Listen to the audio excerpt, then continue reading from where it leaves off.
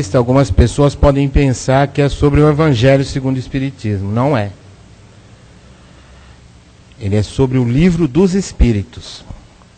Eram propostas algumas questões do Livro dos Espíritos e o Emmanuel dissertava e dava mensagem sobre aquela passagem do Livro dos Espíritos. Sempre aproveitando, né, as passagens evangélicas.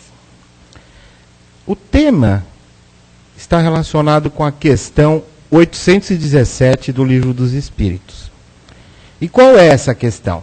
Vamos ler. O Livro dos Espíritos, questão 817.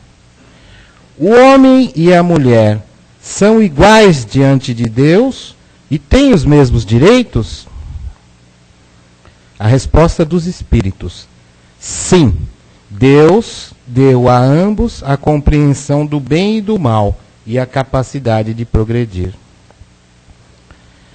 Aí nós aproveitamos e pegamos uma carona com a questão 818. Questão 818 é a seguinte, do Livro dos Espíritos. De onde vem a inferioridade moral da mulher em alguns países?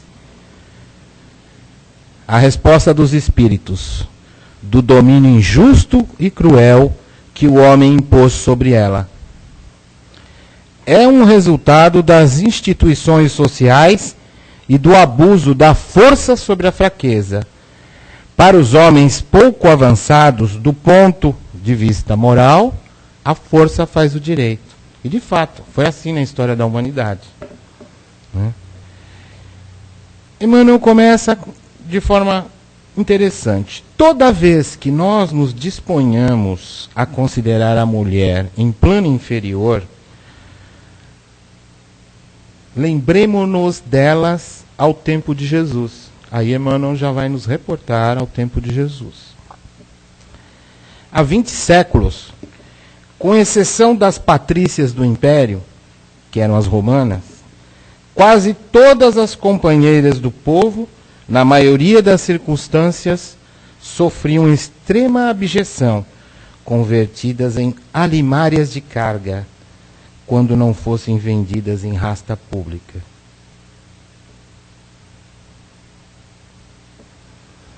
Tocadas, porém, pelo verbo renovador do Divino Mestre, ninguém respondeu com tanta lealdade e veemência aos apelos celestiais. Ou seja, a mensagem de Jesus foi melhor compreendida pelas mulheres. E foi mesmo. Melhor do que pelos apóstolos, inclusive. Olha só que interessante.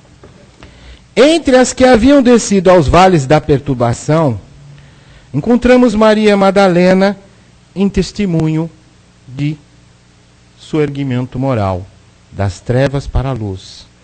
E entre os que se mantinham no monte do equilíbrio doméstico, surpreendemos em Joana de Cusa, o mais nobre expoente de concurso e fidelidade.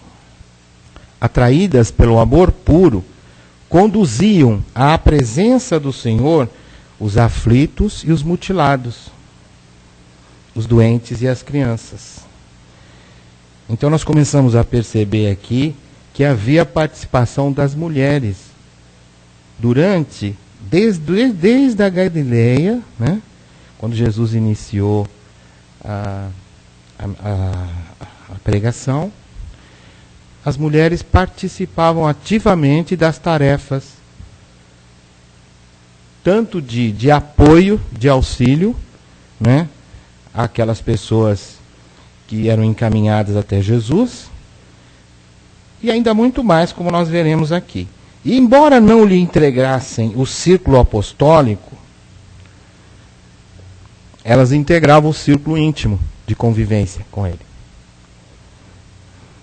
Elas, representadas pelas filhas anônimas de Jerusalém, demonstraram solidariedade espontânea e foram,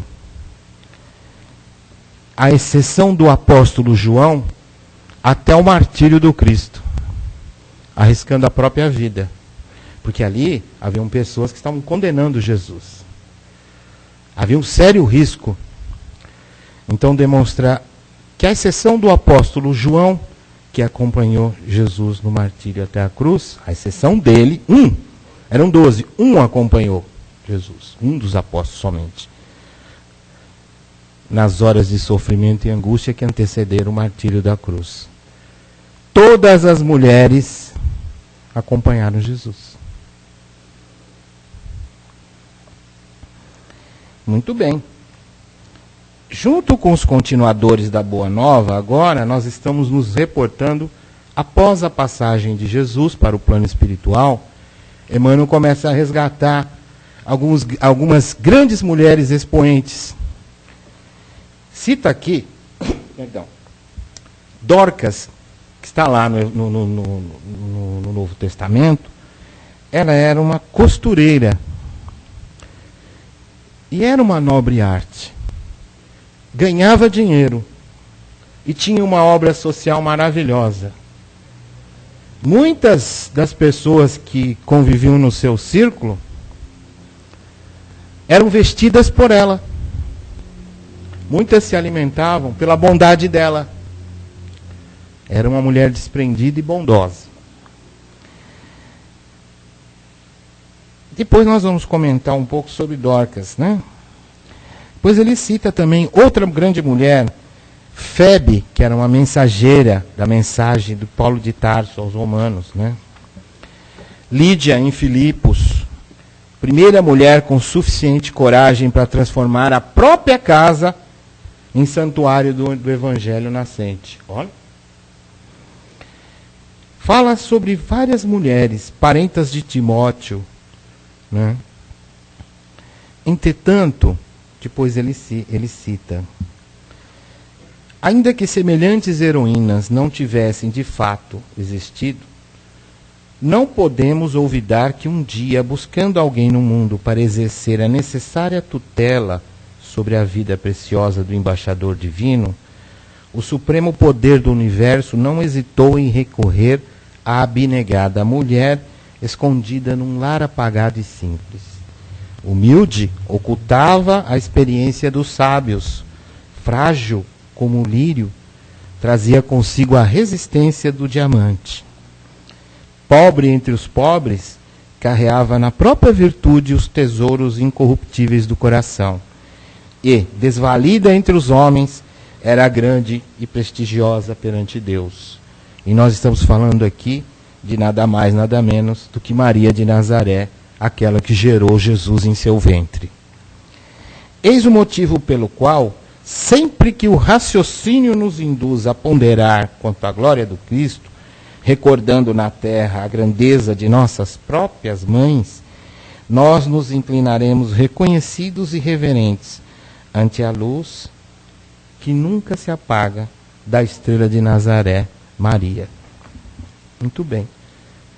Ele aproveitou o link, fez uma homenagem a Maria de Nazaré. E, de fato, nós todos aqui devemos às mulheres. Não é verdade? A nossa própria reencarnação. As mulheres no geral. A doutrina de Jesus, a doutrina cristã, ela é totalmente igualitária. O judaísmo era patriarcal. O poder era dos homens, era uma religião do homem. Havia, por exemplo, um sacerdote no templo que seria mulher, uma sacerdotisa? Não. Era uma sociedade patriarcal.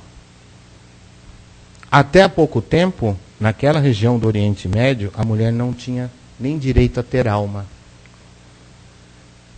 Verdade. Conquistou a alma recentemente, alguns anos atrás. Isso me disse uma mulher do Oriente Médio. Então nós estamos vivendo aqui num país maravilhoso.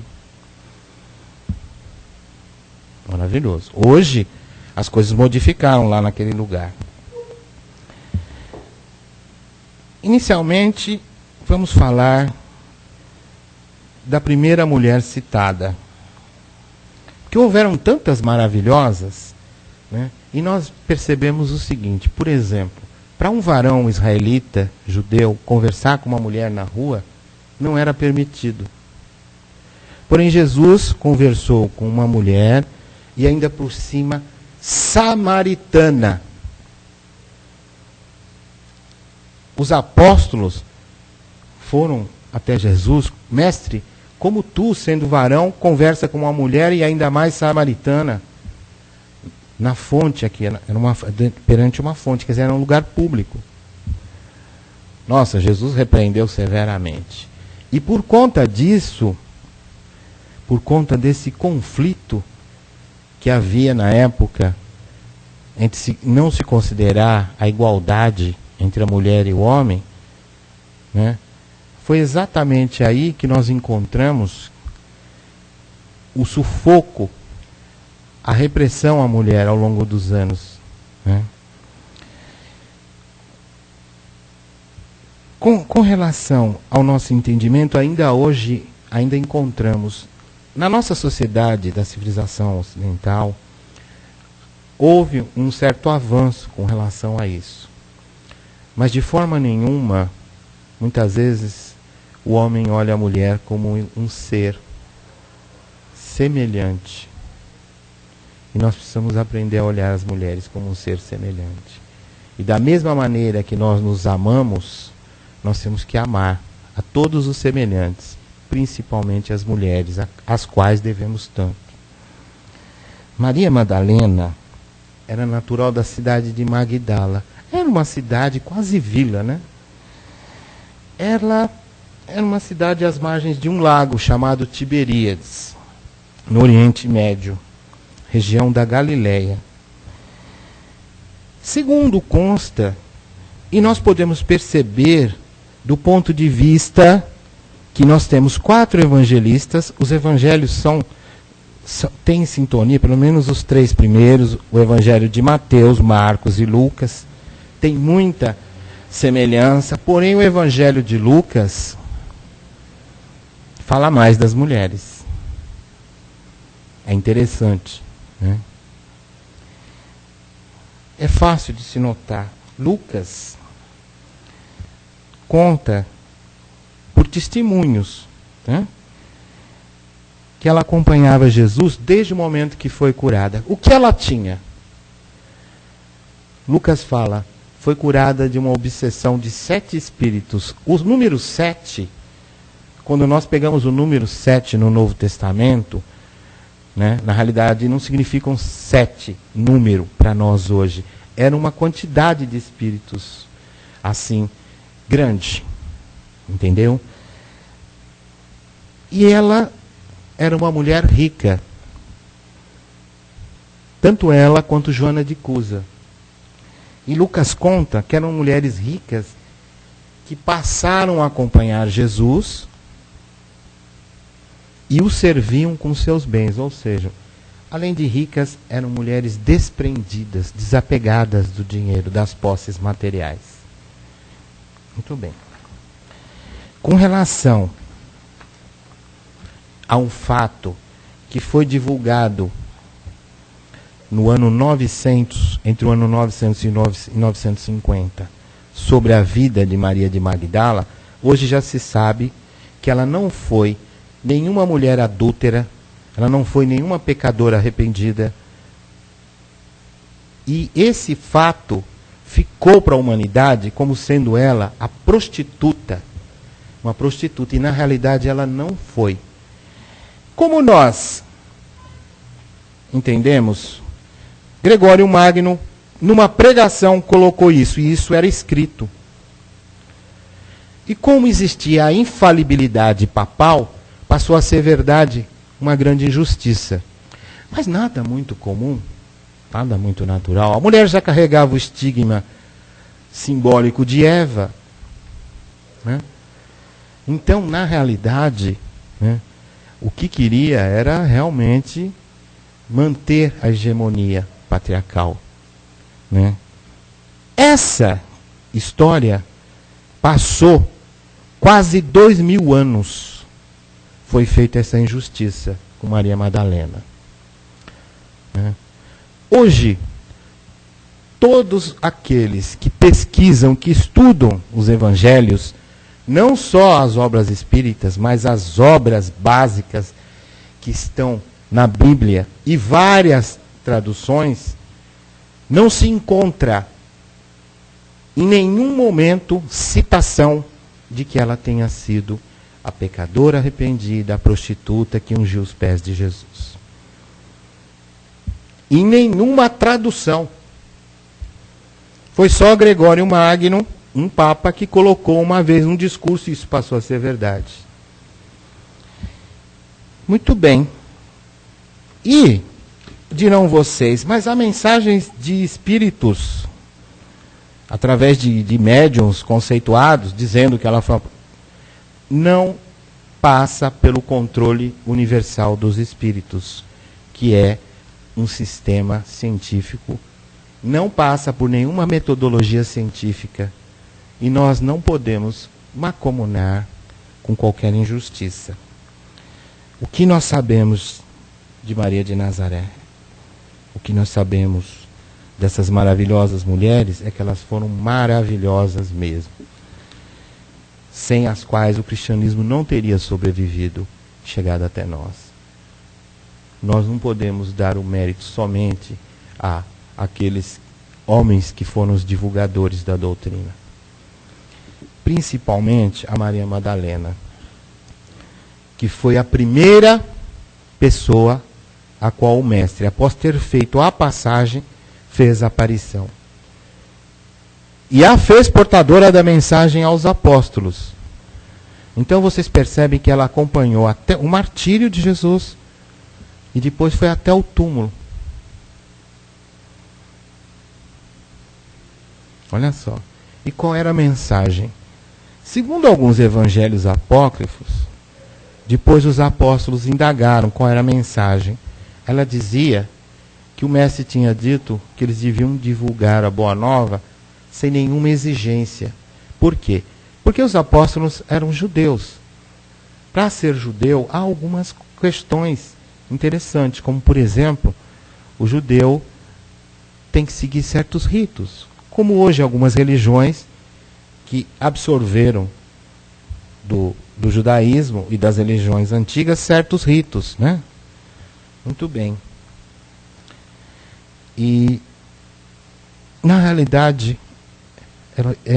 ele disse que é para vocês divulgarem a Boa Nova sem exigirem nada.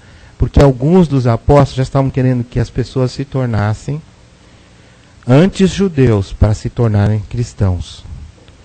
Estavam se perdendo um pouco na questão do formalismo, esquecendo da essência. Muito bem. Quem foi Joana de Cusa? Joana de Cusa era uma mulher conhecida. Quando se fala nos evangelhos, nos costumes da época, né? Me desculpe, qual é o seu nome? Marici. O seu? Marcos. Muito bem. Naquele tempo, você não teria sobrenome. Você seria chamada Marici, se fosse solteira, de São Paulo. Ou paulista. Após o seu casamento, vejam só, né, a ascendência do homem sobre a mulher naquele tempo. Você seria Marici, a esposa de Marcos. Era assim que as pessoas eram chamadas. Então, nós começamos a perceber, por que se chamava Maria de Magdala? Porque ela era solteira. E é impossível uma pessoa com uma falange de espíritos conseguir casar, é impossível, acho que ninguém se aproximaria, né? Porque devia de ser muito horrível. Mas ela foi curada. Então era assim que se chamava, né? Maria era chamada esposa de José. Após ficar viúva, se registrou Maria de Nazaré. Jesus era chamado Jesus de Nazaré. O homem não tinha isso. A mulher sim. Não é verdade? Se o Nelson casasse com a Maria, a partir daquele momento ela não seria mais Maria Paulista ou Maria de São Paulo. Ela seria Maria, esposa do Nelson. E Joana era esposa de um homem influente, o procurador de Cusa. Então é por isso que se fala Joana de Cusa, né? Maria de Creófas, que era o marido dela, e assim sucessivamente. Um dos fatos curiosos, porque Lucas é o evangelista que mais cita as mulheres, né? Até porque ele era uma pessoa, era um terapeuta, era uma pessoa culta, e tinha uma visão diferente, né? Talvez. Mas os apóstolos eram humildes e homens bons de coração. Isso não tem muito a ver com cultura, e sim com amor que nós trazemos no coração. Mas mesmo assim, ele falou mais das mulheres, né? Outra questão fundamental nesse ponto é que realmente, se Jesus dava importância à mulher, numa época patriarcal, a nova doutrina que estava sendo divulgada, que na realidade eram verdades universais, não é verdade? Traria um sério risco à sociedade constituída da época, porque os homens perderiam o poder. Não é verdade? Então o que aconteceu? Era preciso sufocar. E foi assim que eles levaram Jesus ao martírio. Com relação a essas bondosas mulheres que foram, além de tudo, pregadoras também. Não é verdade? O simples fato da necessidade de sermos gerados, e só a mulher tem esse mecanismo que gera a vida dentro de si, né? A ciência ainda não conseguiu uma máquina que pudesse substituir o útero feminino. É maravilhoso. A mulher dá à luz. Olha, o termo é bem claro. Ela traz a vida. Ela é o portal pelo qual nós retornamos à reencarnação. E 99% de toda a natureza é assim. Né? É a mulher ou a fêmea é que dá, que gera. E ela faz com amor. Essa é a parte mais importante. Nós vivemos um tempo onde nós precisamos ousar e ter coragem. A primeira dívida que nós temos para com as mulheres é a dívida da oportunidade da reencarnação. Só aí já bastaria para amarmos a todas. Não é verdade? Mas nós devemos muito mais. E nós sabemos que a mulher, ela ama de uma forma profunda. Talvez as mulheres tenham compreendido a mensagem de amor do Cristo com muito mais profundidade. Por isso, ele valorizava as mulheres.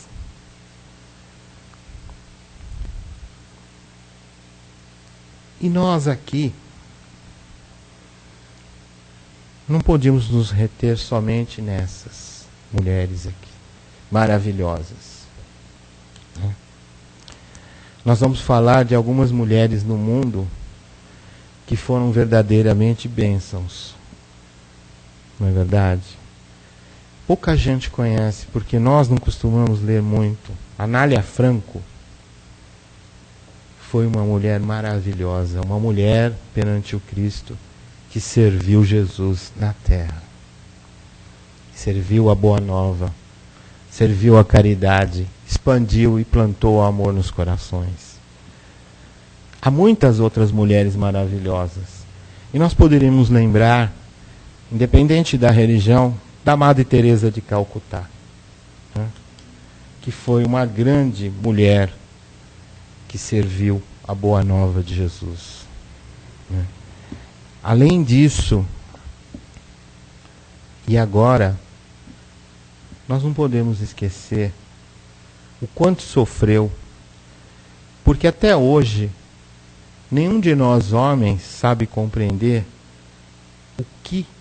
o tamanho do sofrimento de uma mulher quando um filho passa para outra dimensão. A mãe, as mães, 99% gostariam de elas e fariam esse sacrifício próprio. Isso é um sacrifício de amor, de entregarem a própria vida a verem o seu filho ou sua filha fazendo a passagem para o plano espiritual. Isso é uma coisa, é um amor muito profundo. E todos nós que aqui estamos devemos olhar a mulher com muito mais respeito. Nós não sabemos da grandeza do amor delas. E falar do amor de mãe é uma questão profunda, que foge às regras, inclusive da nossa razão. Porque o amor de mãe, por pior que seja o filho, por criminoso, o mais vil criminoso, o amor de mãe é amor de mãe e está ali. Felizes aqueles que ao saírem de casa para o seu trabalho, ainda podem dizer: bênção, a tua bênção, minha mãe. Felizes. E felizes aqueles que nunca deixaram de fazer isso, mesmo com as mães, no plano espiritual. Experimente. Se a sua mãe já deixou o plano material, faça isso. Antes de iniciar o dia nas suas tarefas, diga: peça a bênção à sua mãe. Porque as mães, elas não nos abandonam ainda que elas partam dessa existência. Quando uma mãe parte desta existência material para a vida espiritual, uma estrela se apaga na terra, mas mais uma estrela acende no céu. E nós não podemos deixar também de pensar em Maria de Nazaré, a qual nós adotamos e nos adotou enquanto humanidade como mãe. Somente um espírito da envergadura e do amor de Maria de Nazaré poderia irradiar esse amor. E nós sabemos que ela é até cultuada em outras religiões, e para nós espíritas é um espírito maravilhoso que nos ampara no dia a dia e que nos socorre, que nos auxilia. E para encerrar a exposição, eu gostaria de pedir licença a vocês para fazer uma oração que me foi passada espiritualmente pela minha irmã, e é uma homenagem a Maria de Nazaré. É curtinha.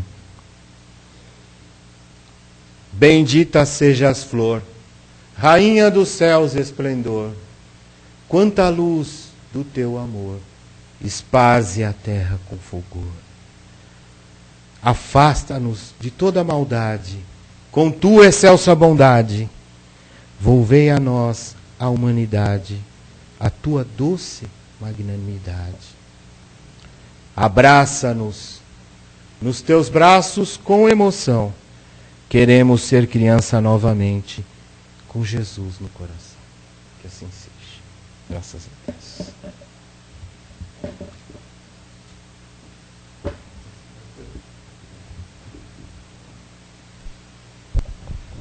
Agora é a parte aqui. Agora é a parte das perguntas. Se alguém Dúvidas. Dúvidas, perguntas, podem começar. A nossa doutrina não distingue homem nem mulher. Espírito pode reencarnar tanto no homem como em mulher. Isso é uma prova, às vezes expiação, né? Agora, nós nos aprofundamos nessa parte, na vida espiritual, né? Coisa que outras religiões não fazem, né? Então, eles ficam na superfície, quando nós vamos a fundo, né? É isso que eu queria acrescentar. Dizem que o sexo independe da evolução moral, mas eu considero, particularmente nos meus estudos, eu cheguei à conclusão na minha opinião particular, que as mulheres são mais evoluídas que nós. Porque só para receber a vida dentro de si gerar, nós, agora, alguns espíritos que abusam das mulheres poderão vir a reencarnar mulher. Poderão vir, aí é uma reencarnação meio que impositiva. Mas eu não sei não, eu ainda não cheguei nessa evolução não. Porque é um mecanismo, é um portal, a mulher é um portal. É uma porta.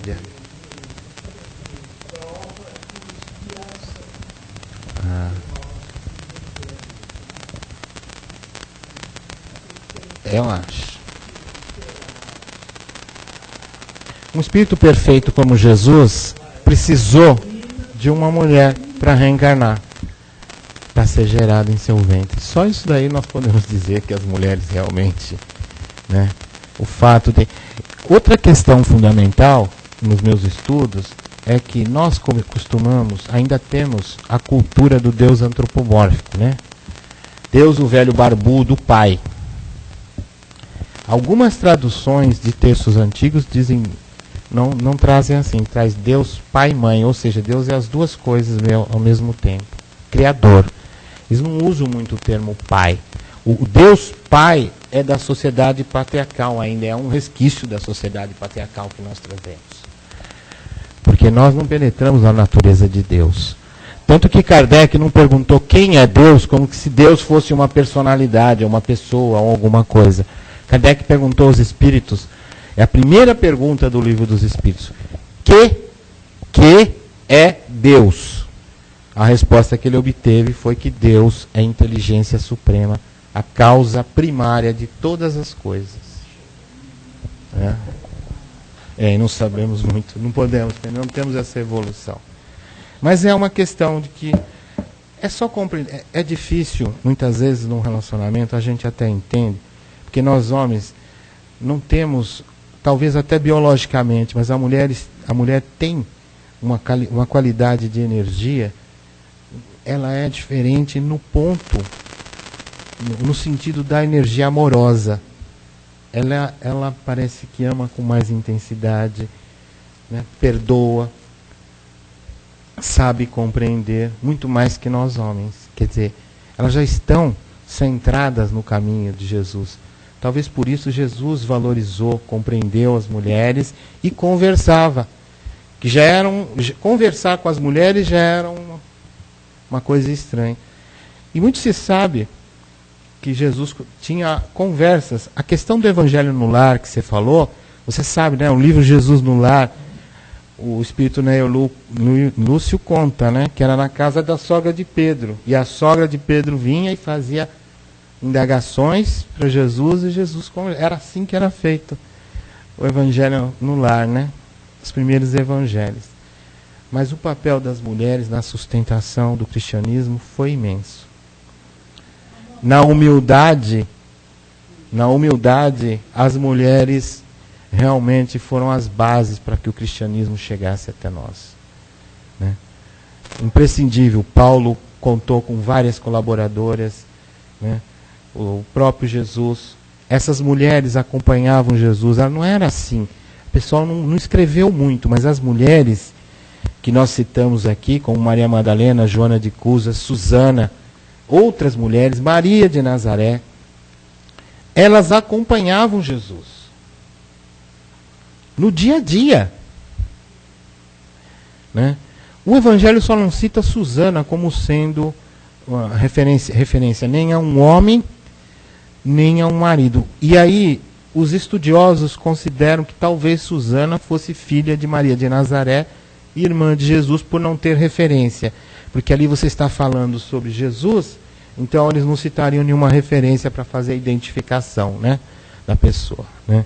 Mas o Paulo, por exemplo, era da cidade de Tarso, então é por isso que se fala Paulo de Tarso, né? Era assim, eram essas as questões. E muitas mulheres davam sustentação aos trabalhos de Jesus. Então, você imagina, né?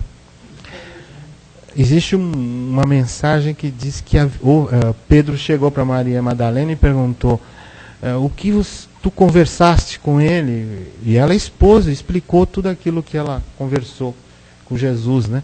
Ele, em alguns momentos, nós vemos citações no Novo Testamento, que eles falam de João era o discípulo mais amado. Mas não era, João era o mais moço, era quase um menino, né? Em outras, os apóstolos falam que Maria Madalena era a mais amada. Mas é aquela questão das nossas coisinhas humanas, ciúminho humano, coisinhas, sabe? Nem dá para falar, as picuinhas humanas, né? Mas nós sabemos que lá dentro de cada coração existe o amor é igual. Mas a mulher, ela tem qualidades que para nós homens ainda vai demorar um pouquinho para a gente adquirir, que são qualidades especiais, digamos assim. Hoje, muitas mulheres são mães, só que elas não têm atitudes de mãe.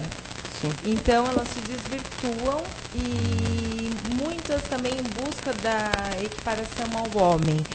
Mas por um desejo pessoal, não para provar, de repente, para ela mesma ou para o próximo, que tem que ser igual ao homem, ter as mesmas conquistas. Vencer, né? No meio profissional, a gente vê muito isso. Por que é a ascensão profissional? Mas o que explicaria hoje essas mães? Que são mães, têm seus filhos, só que não têm atitudes de mãe. Elas não se enxergam como mãe e acabam se igualando, assim, numa discussão com uma criança de 5 anos de idade. Elas acabam equiparando. Ou seja, elas seguiram os exemplos do homem e não. Não. É os costumes. São os costumes. Mas eu não diria. Não, costume. A época. Né? A mulher. Aconteceu o seguinte. A mulher. Se estudou muito. Nós vamos falar de libertação feminina, de questões mais políticas, né? Para o homem foi conveniente, né?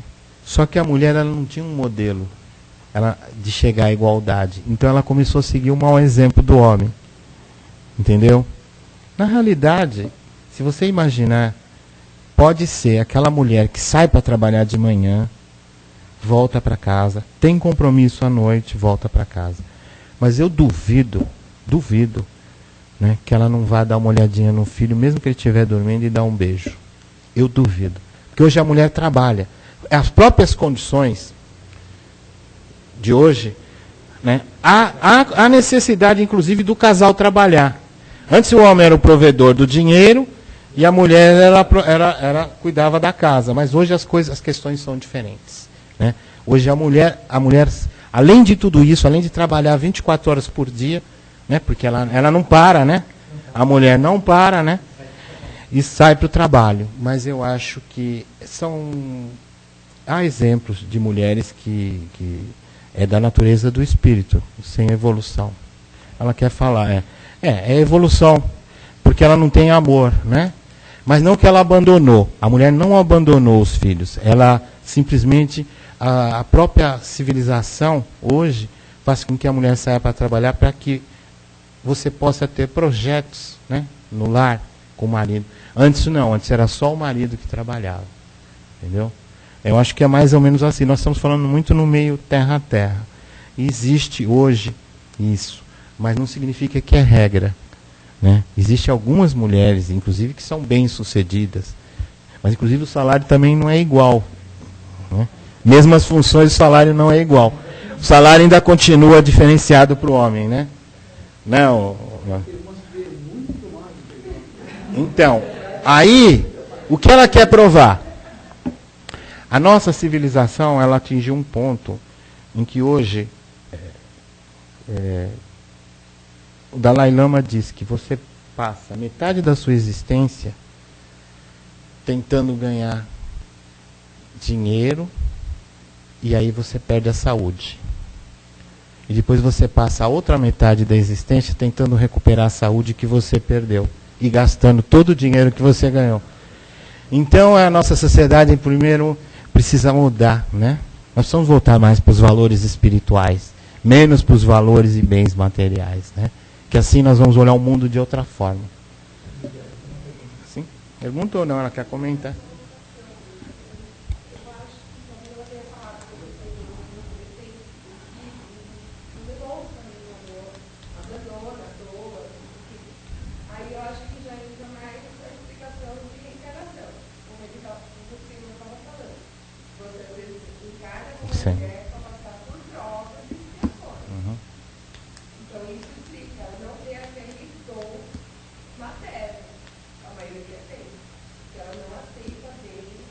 A maioria tem. É isso que eu gostei de ouvir você falar. Exatamente. Porque nós homens não podemos compreender isso, hein?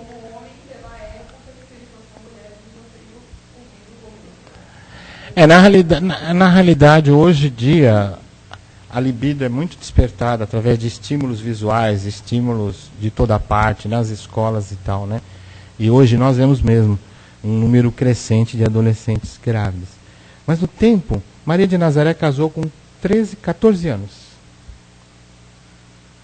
Os tempos antigos a coisa também tinha. Era normal, era da cultura do tempo, da época, né? Então eles consideravam que se a mulher menstruasse a primeira vez, ela já podia casar.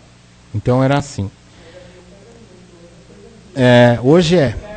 Hoje a instituição casamento, a monogamia, está sendo muito discutida. Então nós trazendo para a cultura da civilização de hoje, né? Hoje em dia se casa, se separa, casa, separa, aí 3, 4, aí 2 filhos com um, 3 com outro. E de fato, algumas pessoas dizem, né? Mas eu não acredito que tenha perdido totalmente o amor. Mesmo para uma adolescente, ela gerar na barriga, eu acho assim que não chega a ser totalmente. É que nós julgamos que o adolescente quer sair, quer ir para balada e tal.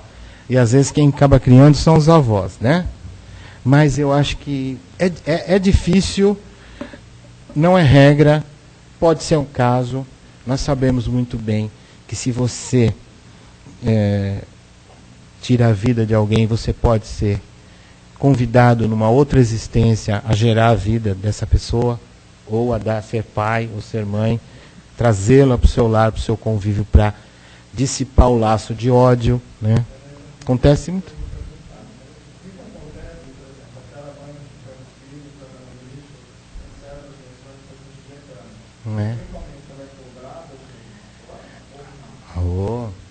Com certeza.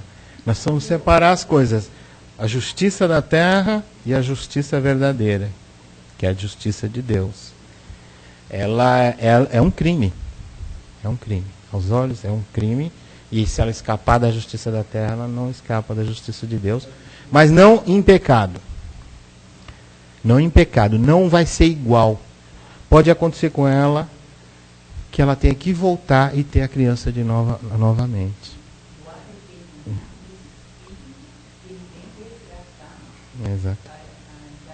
Exatamente.